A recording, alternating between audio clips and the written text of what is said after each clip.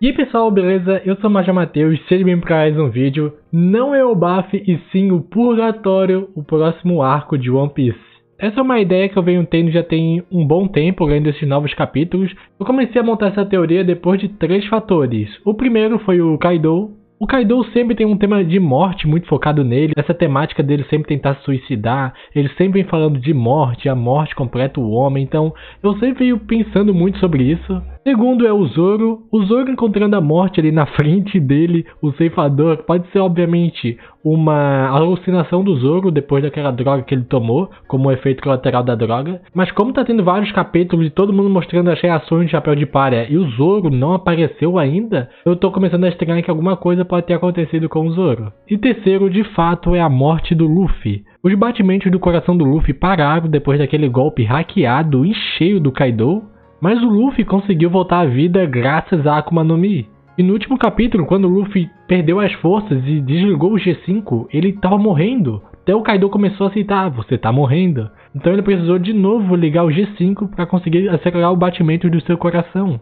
Então eu tô com muito medo que quando esse embate do Luffy contra o Kaido acabar, o Luffy não vai ter mais energia sequer para se mover. Então ele não vai conseguir ativar o G5 de novo e pode acabar morrendo. E é aí que começa a minha teoria. Então quando o arco de Wano terminar, a gente pode ter um mini arco do Purgatório, ou um arco secundário, mais focado no Luffy e no Zoro. A mesma coisa aconteceu lá em Nanato Taizai, quando Meliodas e o Ban foram parar no Purgatório. O Oda pode se inspirar bastante nesse arco deles, porque a gente sabe que quando termina um arco em One Piece, o Oda gosta muito de mostrar o que está acontecendo no mundo de One Piece, o famoso entre arcos. Então o Oda pode acabar utilizando o mesmo estilo do arco de Zou, poucos capítulos, sabe? Assim ele consegue trabalhar muito mais fácil entre arcos, mostrando o núcleo de cada personagem, onde está o Shanks, onde está o Barba Negra, o que o governo mundial está fazendo agora. Então eu separei em 3 partes assuntos que vão acontecer nesse arco do Purgatório, beleza?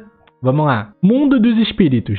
O Oda é um cara que ele olha por limite assim e ri da cara dele. Ele podia facilmente trabalhar só com os lugares que ele criou sobre a Terra, mas não, a gente sabe que existe um país debaixo d'água, existe uma cidade de ouro em cima das nuvens, existe uma nova raça na Lua, o mundo de One Piece é gigantesco. Fora que ainda existem outros planetas e outras luas que a gente não faz a mínima ideia do que existem lá. Então, tipo, esse universo todo, o que ainda falta pro Oda explorar mais?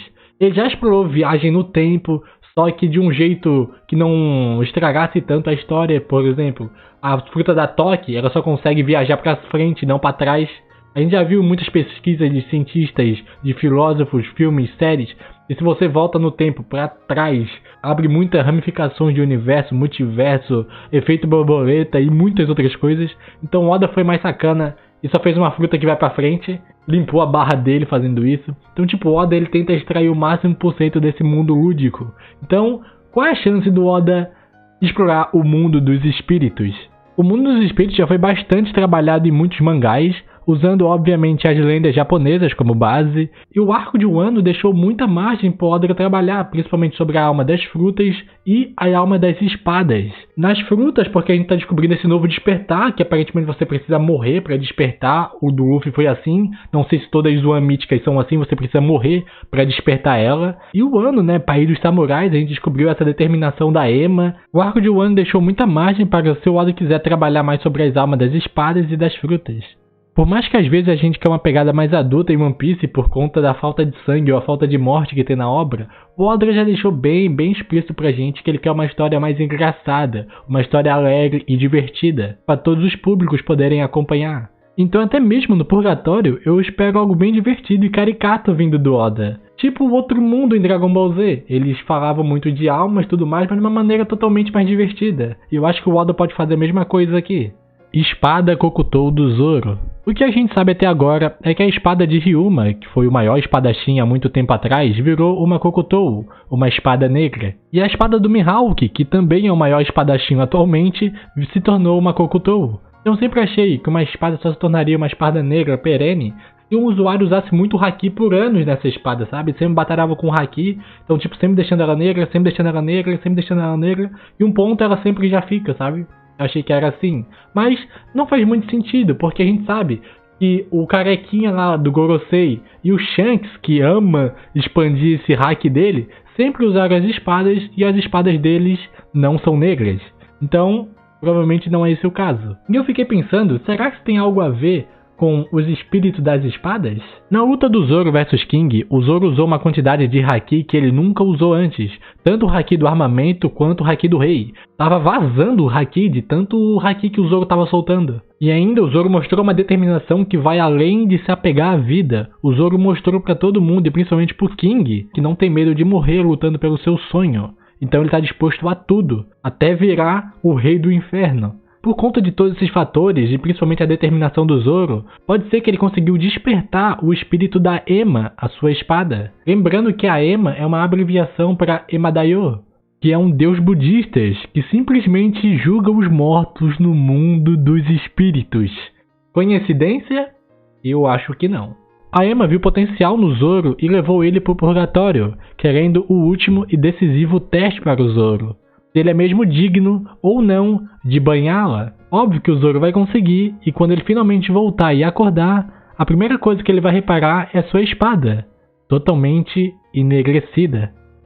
Akuma no Mi. Eu sempre acreditei que quando fosse revelado o Vegapunk, a gente ia descobrir a verdade por trás dos frutos. E pode ter sido feita por um cientista do século perdido, ou alguém encontrou essa árvore gigante que dá esses frutos místicos, ou algo do tipo. Eu sempre considerei o nome da Akuma no Mi, a fruta do diabo, porque as pessoas tinham medo dessa fruta e botaram esse nome. Cara, ó, esse cara comeu esse poder, mano, eu tô com medo, óbvio que é coisa do diabo isso aí. Então, tipo, fruta do diabo veio por conta das pessoas, que nem o rei dos piratas. Não foi o governo ou a marinha que botou esse nome pro Roger, foi as pessoas. Eu nunca cheguei a considerar o fato do nome fruta do diabo ser mesmo um fruto do diabo. O Oda já inseriu na história de One Piece vários elementos do cristianismo. A Ilha do Céu, a Skypiea, com os moradores com asas representando os anjos. A Bíblia do Kuma, que até hoje a gente não sabe o que tem nela.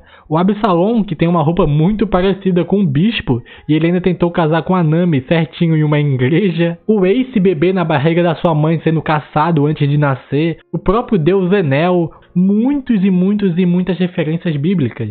Então no purgatório, que eu devo chamar de arco de treinamento, porque o Oda não vai fazer mais um time skip, ninguém mais quer ver os caras treinando, mas se fosse tipo um mini arco rapidinho, do Zoro ali pegando sua a primeira vez que ele consegue transformar a sua espada em Kokutou, e o Luffy conseguindo controlar, conseguindo melhorar a sua Akuma no Mi, e principalmente trazendo respostas pra gente sobre a origem das Akuma no Mis, gostaria bastante. Porque eu tô achando muito, rapaziada, que depois da luta do Luffy contra o Kaido, o coração do Luffy não vai aguentar e vai parar de bater novamente. Então a influência do espírito do Joy Boy e a influência do espírito do deus Nika, elas podem acabar despertando dentro do corpo do Luffy, fazendo com que o espírito do Luffy acabe indo também para o mundo dos espíritos. Lá o Luffy descobrirá novas respostas sobre a sua fruta, ajudando a controlar e principalmente a entender melhor o seu novo poder. Então, seguindo essa teoria, as origens das Akuma no Mi não vai ser algo científico, e sim algo místico. E não vai ser algo tirado do nada, que o Oda sempre foi trabalhando esse lado mais místico de One Piece, sempre deixando várias dicas de almas, espíritos, Deus, inferno, e principalmente como o maior ponto fraco das frutas, o fato de não conseguir nadar, pois no inferno não tem água. Cara, carinha do Oda fazer essa piadinha. E é isso, pessoal, essa foi a minha teoria viajada sobre o purgatório. Comente aqui embaixo o que você achou, se você já tinha pensado sobre isso, sobre existir o mundo dos espíritos em One Piece. Deixa o like para ajudar aqui o canal, se inscreva para não perder mais nenhum vídeo de One Piece aqui no canal e até a próxima!